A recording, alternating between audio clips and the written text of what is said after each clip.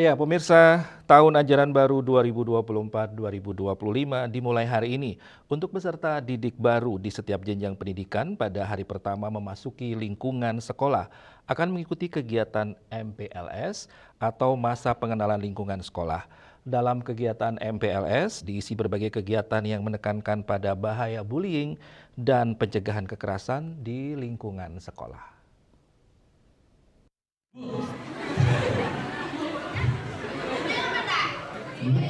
Seluruh sekolah negeri maupun swasta khususnya di jenjang pendidikan sekolah menengah atas mengadakan kegiatan MPLS yang dimulai hari ini. Kegiatan MPLS digelar sebagai upaya pengenalan lingkungan sekolah bagi peserta didik baru. Kepala SMA Negeri 9 Denpasar I Gusti Ngurah Oke Arjawo mengatakan, di samping sebagai pengenalan lingkungan sekolah, anak-anak juga diberikan materi terkait bahaya narkotika serta bahaya bullying serta penekanan terhadap pencegahan kekerasan di lingkungan sekolah.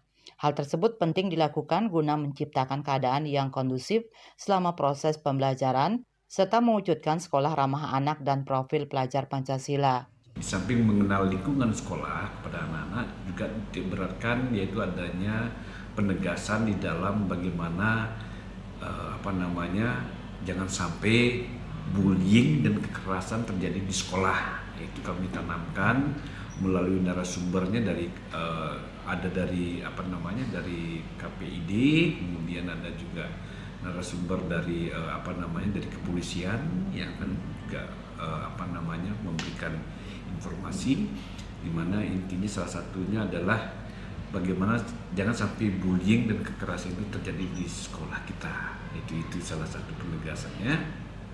Dan titik beratnya adalah kebetulan kami sekarang adalah sebagai duta sekolah adiwiyata, jadi kami juga menambahkan materi di dalam MPLS ini juga pengenalan adiwiyata.